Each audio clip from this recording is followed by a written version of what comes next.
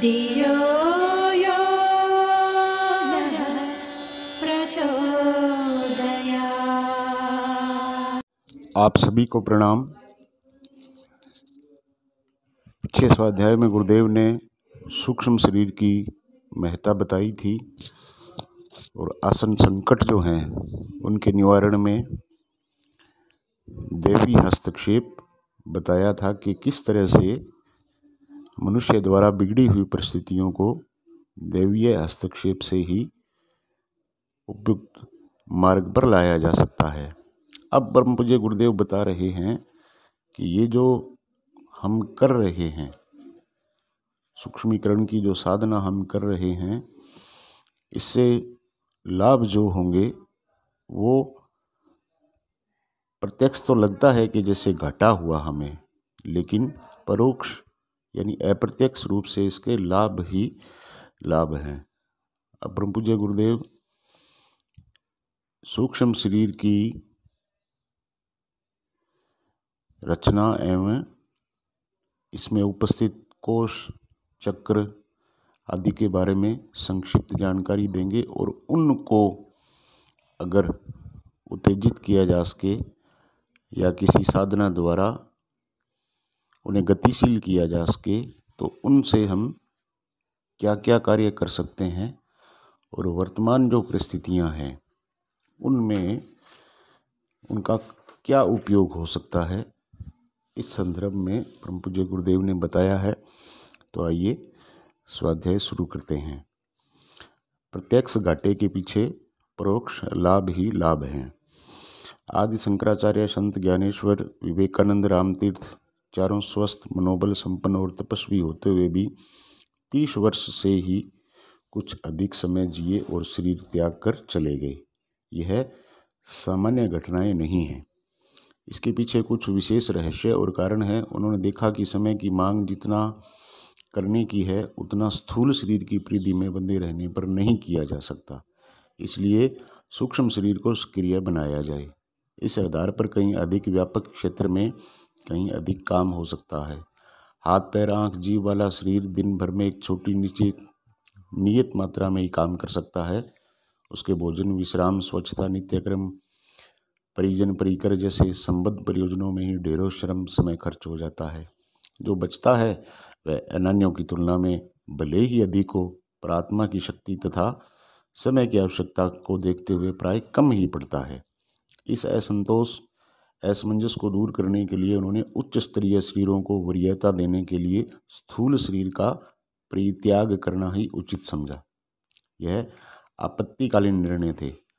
सामान्य तथा स्थूल शरीर में रहते हुए सीमित मात्रा में सूक्ष्म और कारण शरीर को भी जागृत और सक्रिय रखा जा सकता है। कौन क्या करे, इसका निर्णय स्वयं के विवेक पर और परिस्थितियों के तकाजे पर निर्भर है। अब सूक्ष्म शरीरगत जो चक्र उपतिकाएँ हैं उनके बारे में परम पूज्य गुरुदेव छोटा सा विवरण दे रहे हैं। पंचकोश, षट चक्र, उपतिकाएँ, ग्रंथियाँ, ईड़ा, पिंगला, सुषुम्ना जैसी सूक्ष्म नाड़ियाँ, कुंडलिनी, सहस्रार, ब्रह्मरंध्र आदि दिव्य केंद्रों को देवताओं का निवास और परशुप्त विभूतियों का भंडार माना गया है। जिस अतीन्द्रिय क्षमताओं के आश्चर्यजनक क्रियाकलापों का ऊहापोह अब जोरों से हो रहा है और मनोवैज्ञानिक के मेटाफिजिक्स के अंतर्गत जिनका सारगर्भित अनुसंधान चल रहा है, उन सबका धरातल सूक्ष्म शरीर में है। भूत प्रेतों से लेकर देवी देवताओं तथा वायु भूत काया में निवास करते और अपने अपने ढंग से कार्य करते हैं, जो शरीरधारी मनुष्य के लिए संभव नहीं है। अष्ट सिद्धियों में अणिमा, महिमा, लग्मा आदि का वर्णन है। हल्का, भारी, अदृश्य आदि हो जाना, प्रकाया प्रवेश द्वारा अपनी सामर्थ्य से अन्य शरीरधारी को प्रभावित करना जैसे अनेकों कार्य इसी क्षेत्र में आते हैं। अदृश्य सहायकों की चर्चा अनेक प्रामाणिक संदर्भों में होती रहती है। यह सूक्ष्म शरीरधारी आत्माएं ही हैं। उच्च स्तरीय होने पर वे देवता जैसी भूमिकाएं संपन्न करती हैं। सुकरात के साथ एक आत्मा रहती थी जिसे वे डेमन कहते थे और हर महत्वपूर्ण कार्य वे उसकी सलाह से करते थे। सुषुप्ति और तुरीय अवस्था में सूक्ष्म शरीर अधिक सक्रिय रहता है और ऐसे पूर्वाभासों का, दूरदृश्यों का पता लगाकर ले आता है जो सामान्य बुद्धि और शक्ति के से सर्वथा बाहर होती है। नारद का सूक्ष्म शरीर ही लोक लोकांतरों में भ्रमण करता था। बात की बात में विष्णु लोक, शिवलोक, स्वर्ग और नरक कहीं भी जा पहुंचता था। छाया पुरुष सिद्धि से अपने ही सूक्ष्म शरीर को साधना बल से जागृत करके एक नया समर्थ सहयोग सृजा जाता है। भैरवादी की सिद्धि किन्हीं समर्थ आत्माओं के साथ सहयोग भरी घनिष्ठता प्राप्त कर लेना ही है। यह अदृश्य सहायकों का क्षेत्र है। ऐसी आत्माएं आवश्यकता अनुसार व्यक्ति विशेष को ही उद्देश्यपूर्ण सहायता कराती हैं। विशेषतः उनमें से जो उच्च स्तरीय हैं वे वातावरण की प्रतिकूलता को अनुकूलता में बदलने, दिव्य प्रेरणाएं देने, सत्य प्रयोजनों की सफलता में हाथ बंटाने जैसे कार्यों में लगी रहती है। दिव्य आत्माएं ही जन संपर्क में आने वाले देवता हैं। अन्य तात्विक दृष्टि से अग्नि, सूर्य, चंद्र, वरुण, अंतरिक्ष आदि को भी देवता ही कहा गया है। कहीं कहीं भगवान को भी अग्नि, इंद्र आदि के नाम से संबोधित किया गया है। चर्चा सूक्ष्मीकरण प्रसंग की जा रही है। अपने कदम इसी दिशा में बढ़ने हैं। इसके लिए आवश्यक है कि स्थूल काया को शिथिल किया जाए।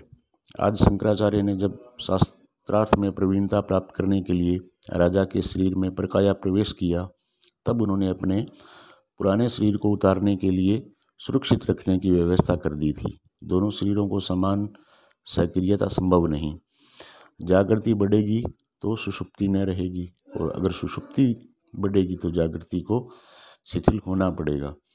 सूक्ष्म शरीर यूँ मानो तो एक ही है, पर उसके भेद उपभेद कितने ही हैं। 5 कोष इसी वर्ग विभाजन में आते हैं। ये 5 कोष अन्नमय कोष, प्राण कोष, मनमय कोष, विज्ञान और आनंद कोष, यह 5 सूक्ष्म शरीर एक ही काया में अवस्थित 5 देवता माने गए हैं, और वे पांचों एक ही समय में 5 अलग अलग स्थानों से 5 प्रकार के काम कर सकते हैं। अर्थात एक स्थूल शरीरधारी विशेष स्थिति में 5 सूक्ष्म शरीरों द्वारा 5 गुने काम हाथ में ले सकता है। साथ ही उनका स्तर भी कहीं अधिक ऊंचा रखा जा सकता है। हमें सूक्ष्म शरीर को अभीष्ट स्तर तक जगा सकने में सफलता मिली तो अनेकानेक विशिष्ट व्यक्तियों की सहायता संभव हो सकती है। साथ ही एक ही समय में अनेक सत्य प्रयोजनों को उभारने और सफल बनाने के लिए उपयुक्त वातावरण बनाना भी संभव हो सकता है। स्थूल शरीर का एक नियत क्लेवर होता है और नियत स्थान, किंतु सूक्ष्म शरीर पर इस प्रकार के बंधन नहीं है। प्रेत आत्माएं सूक्ष्म शरीरधारी होती हैं, दृश्य अदृश्य रूप में कहीं भी रह सकती हैं। हमें भी जितनी सूक्ष्मीकरण में सफलता मिलेगी, हिमालय, शांति कुंज अथवा अन्यंत्र कहीं भी न रहने की क्षमता हमें हस्तगत हो जाएगी। यदि ऐसा बन पड़ता है तो ऐसी स्नेही सहयोगी हमारे द्वारा लोकहित का अधिक कार्य संपन्न होते देखना चाहते हैं, उन्हें निराश नहीं, अधिक उपलब्धि पर अधिक प्रसन्नता ही होगी। जो लोग व्यक्ति सानिध्य की भावनात्मक अपेक्षा करते हैं, उनको भी तब कोई कठिनाई न होगी। हमारे हिमालयवासी गुरुदेव सूक्ष्म शरीर से हमारा निरंतर मार्गदर्शन करते हैं। उनका प्रत्यक्ष साक्षात्कार तो जीवन भर में 3 बार ही हुआ है, पर प्रोक्ष सानिध्य का अभाव अब भी कभी नहीं खटका। यदि ऐसी विशेषता न हो तो घर पड़ोस में रहने वाले भी निरर्थक और भारभूत सिद्ध हो सकते हैं। गांधी और बुद्ध की आत्माओं ने लाखों करोड़ों को झकझोर कर कहीं से कहीं उछाल दिया था, जबकि असमर्थ मनोबल वाले अपने बीवी बच्चों तक को कुमार्ग पर जाने के लिए नहीं रोक पाते। पास या सामने रहना तनिक भी महत्व की बात नहीं। सिर में रहने वाली जुएं, खाट के खटमल, घर के चूहे क्या कुछ काम आते हैं?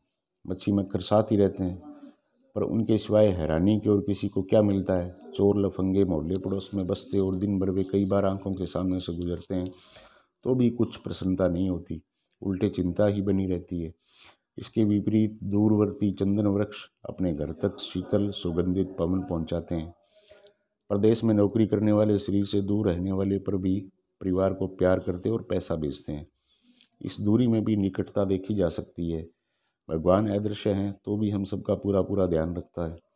हवा दिखती नहीं है तो भी नाक मार्ग से शरीर के कण कण में पहुंचती है और जीवन संपदा प्रदान करती है।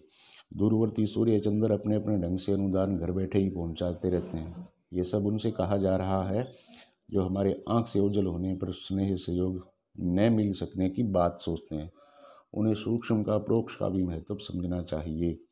शरीर प्रत्यक्ष और प्राण प्रोक्ष हैं। तो भी हम प्राण का सानिध्य अनुभव करते हैं और उसी के सहारे जीवित रहते हैं। एकांतवासी होने या वार्ता न करने पर भी संबंध टूटते कहाँ हैं।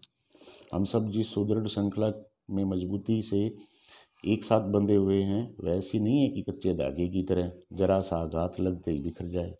ऐसी तो स्वार्थियों की मित्रता होती है जो मतलब निकलने तक ही टिकती है। प्रज्ञा परिजनों की आत्मीयता किसी भी ओर से इतनी कमजोर नहीं है जो दिखने भर जिए और ओझल होते ही सिमट कर कहीं से कहीं चली जाए। ऐसी तोता चश्मी तो दलाल और बटमार ही दिखाते हैं। अपना और परिजनों का मध्यवर्ती रिश्ता आदर्शों और उद्देश्यों पर अवलंबित है। वे जब तक यथास्थान बने रहेंगे तब तक किसी को भी निकटता या दूरी के कारण किसी प्रकार की गड़बड़ी होने की आशंका नहीं करनी चाहिए। वरन स्तर उठने और क्षमता बढ़ने के हालात में पहले की अपेक्षा आदान प्रदान में और भी अधिक भाव संवेदनाओं का समावेश होगा। न समाज को हानि पहुंचेगी न निकटस्थ व्यक्तियों में से किसी को, वरन सबको अब सब प्रकार का लाभ ही होगा। हमें असुविधाओं का सामना करना पड़ेगा, अब की अपेक्षा अधिक कष्ट साध्य जीवन जीना पड़ेगा, तो भी बदले में जो मिलता है या मिलेगा उसे देखते हुए इतनी कीमत चुकाने में आनाकानी नहीं की जा सकती। प्रज्ञा अभियान के कार्यकर्ता और कार्यक्रमों को निश्चय ही उसके उपरांत बल मिलेगा। सुस्ती और लापरवाही का माहौल इसलिए भी रहता है कि बड़ों के रहते उन पर निर्भरता रहती है, पर जब ये सामने नहीं होते तो समझदारी में जिम्मेवारी बढ़ती है। नासमझों की बात दूसरी है। उनके सामने रहकर लाठी दिखाकर भी कोई कुछ नहीं करा लेता, फिर पीछे तो करने वाले ही क्या। किंतु जहाँ सदाशयता जीवित है वहाँ ऐसी कोई बात नहीं है। मथुरा से हरिद्वार चलने जाने के उपरांत वहाँ का कार्य घटा नहीं वरन बढ़ ही गया। जब जब हम हिमालय गए तब तब लौट कर आने पर कुछ बिगाड़ नहीं हुआ वरन बनाव ही हो पाया। मिशन के पीछे देवी शक्तियाँ काम करती हैं और परिजनों में श्रद्धा सद्भावना, ये दोनों जब तक जीवित हैं तब तक किसी को भी यह भ्रम तथा अहंकार नहीं करना चाहिए कि अमुक के न रहने पर काम को क्षति पहुँचेगी। वृक्षों से फल टूटते रहते हैं, उनकी स्थान पूर्ति के लिए दूसरे फिर न जाने कहाँ से आकर उस गई शोभा संपदा को फिर से बना देते हैं। मरने की तरह जन्मने का भी क्रम संसार में विद्यमान है। फिर हम तो अभी मर भी नहीं रहे। स्थूल या सूक्ष्म शरीर में युग संधि की अवधि में सन 2000 तक हम अपनी नियति बनाए रखेंगे ताकि वह नव सृजन पर विश्वास रखने वाला हर व्यक्ति यह अनुभव करता रहे कि वह अकेला नहीं है। उसके पीछे पीछे कोई बलिष्ठ सत्ता चल रही है, प्रेरणा प्रकाश की नहीं आवश्यक आचरण की भी प्रस्तुत कर रही है। हमें कभी शिकायत नहीं हुई कि इतनी जिम्मेवारी को हम अकेले वहन कर रहे हैं। आत्मविश्वास और आत्मसंतोष से लोक समर्थन और जन सहयोग मिलता ही रहा है। इसके साथ ही दैवीय अनुग्रह की भी अजस्र वर्षा होती रही है। उसके लिए पल्ला पसार के नाक रगड़ने की तनिक भी आवश्यकता नहीं है। ममता का अनुग्रह आयाचित बरसता रहा है। जिनकी भावनाएं उच्च स्तरीय होंगी उनमें से प्रत्येक को वह सब कुछ मिलेगा जिसके सारे सफलता के उच्च स्तर तक पहुंचा जा सके। यह पंक्तियां समर्थ सहचरों के लिए लिखी गई हैं और उकसाया गया है कि उचित मूल्य पर विभूतियाँ खरीदने की बात सोचें। हीरा और सोने के आभूषण मुफ्त नहीं बनते। पंचामृत तुलसी पत्र ही प्रसाद में मिलता है। माला घुमाने और अगरबत्ती जलाने की कीमत पर किसी की मनोकामनाएं पूरी करने वाले देवी देवता अभी जन्मे नहीं है। अभी महंगाई का समय है। संभव है कभी सस्ता जमाना आए और राम नाम जपने भर से प्राय माल अपना हो चले, ऐसा कुछ जुगाड़ बैठे। बैंक कर्ज देते हैं, समय हैसियत पूछते हैं और जांचती है कि पैसा किस लिए मांगा जा रहा है, किस काम में खर्च होगा। देवी देवताओं के यहाँ ऐसा बैंक नहीं है जिनमें पत्र पुष्पों की कीमत प्रदर्शन झांकी करने भर से कोई निहाल हो उसके। संसार क्षेत्र की भांति ही अध्यात्म क्षेत्र में भी खरीद फरोख्त का सिलसिला चलता है। इस यथार्थवादिता को जितनी जल्दी समझा जा सके उतना ही अच्छा है। अब तक जिन्होंने भी देवताओं या सिद्ध पुरुषों से कुछ कहने लायक पाया है उसे आत्म परिशोधन की तपस्या और लोक मंगन के लिए भाव भरे अनुदान प्रस्तुत करने की योग साधना द्वारा ही उपलब्ध किया है। हमें भी इसी तरह राह पर चलते हुए कुछ मिला। अन्य सभी के लिए यही राजमार्ग खुला है। शॉर्टकट खोजने की जल्दी किसी को भी नहीं करनी चाहिए। सिर पर हाथ रख कर कुंडलिनी जगाने वाले, आंखें बंद करके भगवान का दर्शन कराने वाले, मंत्र तंत्र के बदले रिद्धि सिद्धियाँ प्राप्त करवाने वाले, रिश्वत खुशामद से देवताओं को बरगलाने, फुसलाने की तिकड़ में जितनी जल्दी समाप्त हो सके उतना ही उत्तम है। इनमें जालसाजी के अलावा वास्तविकता का नमो निशान भी नहीं है। हाथ बांटाने और पारितोषिक पाने की नीति ही सही है। इस समय समर्थ समुदाय के अतिरिक्त एक वर्ग छोटे बालकों और असमर्थों का है। उन्हें सहज करुणा से प्रेरित हो उनकी सहायता करनी पड़ती है। बच्चे गोदी में चढ़ते हैं, मिठाई मांगते हैं, खिलौने लेने के लिए मचलते हैं, बदले में वे कुछ दे सकने की स्थिति में नहीं होते। बड़े इस बाल वर्ग का भी ध्यान रखते हैं और कुछ प्रकार कुछ दे दिलाकर हंसाते और चुप करवाते हैं। अपंग असमर्थों के संबंध में भी यही बात है। इच्छा होते हुए भी वे कुछ अनुदान पाकर प्रतिदान दे सकने की स्थिति में नहीं होते। इन वर्गों की उपेक्षा नहीं की जा सकती। मुंह मोड़ लेने से निःशुल्कता का पातक चढ़ता है। हमारी जीवनचर्या में इन वर्गों को भी समुचित प्रश्रय मिलता रहा है। करुणा का परित्याग करके हम जीवित ही नहीं रह सकते। मात्र बेचना ही नहीं, बांटना ही भी हमारा काम रहा है। प्रयत्न यह किया गया कि अपनी प्याऊ पर से कोई प्यासा न जाए। भोजन के समय आप पहुँचते अतिथि को जो रूखा सूखा है उसमें भागीदार बनाया जाए। घायलों को पट्टी बांधे बिना अस्पताल से कैसे वापस लौटाया जाए। निराश को आशा बंधाते और रोता आने वाले को हंसता लौटाने में अपनी आदत रही है। लंबा जीवन इन कृत्यों में रस लेते बीत गया।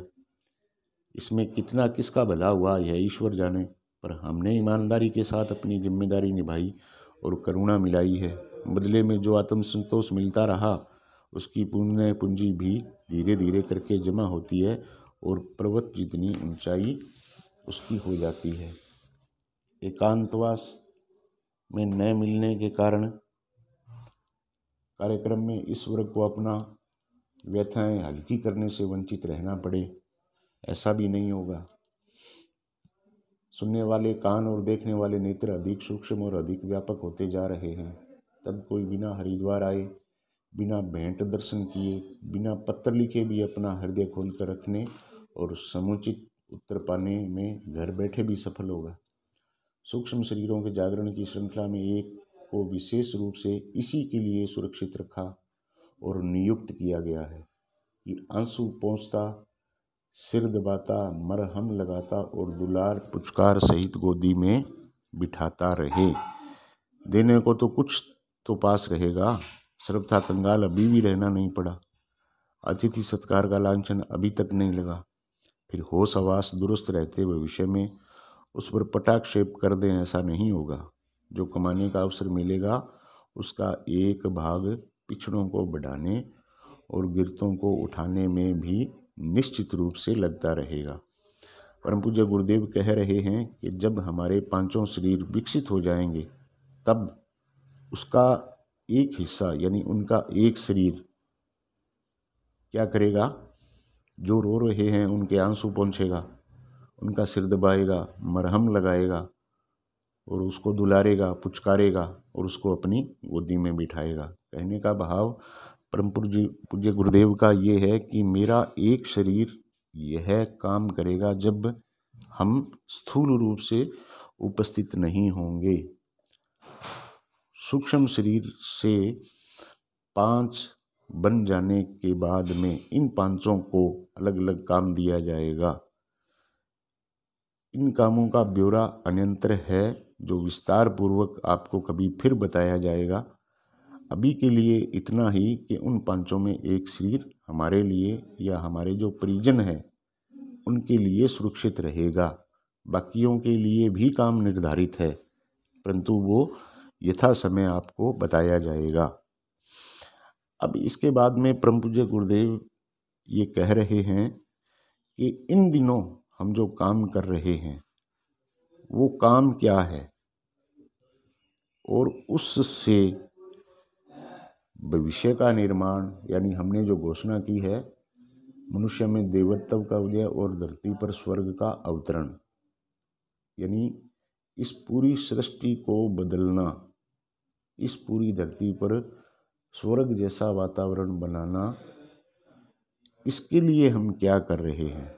मित्रों, बड़ा आश्चर्यजनक और अविश्वसनीय कार्य है कि एक सामान्य सा व्यक्ति कह रहा है कि मैं दुनिया बदल दूंगा। विश्वास नहीं होता। कैसे बदलेंगे? आज तक जितने भी संत महात्मा ऋषि अवतार पीछे हुए हैं, क्या आज ऐसा संभव है? क्या हो सकता है एक नगण्य सा व्यक्ति ये कहे कि मैं दुनिया बदल दूंगा, और वो दुनिया भी ऐसी जो स्वर्ग से भी सुंदर होगी। राम के समय में राम राज्य आया था, उसमें लोग खुशहाल थे, लेकिन परम पूज्य गुरुदेव ये दावा कर रहे हैं कि मैं उससे भी दुनिया सुंदर बनाऊंगा। कैसे? आखिर वो शस्त्र कहाँ से आएगा? कैसे बदलेंगे दुनिया? हम अपने एक परिवार में एक आदमी तो नहीं बदल सकते, तो कैसे विश्वास कर लें कि एक व्यक्ति पूरी दुनिया को बदल देगा? इसी का विस्तार आगे के स्वाध्याय में करेंगे। फिलहाल आप सभी का धन्यवाद।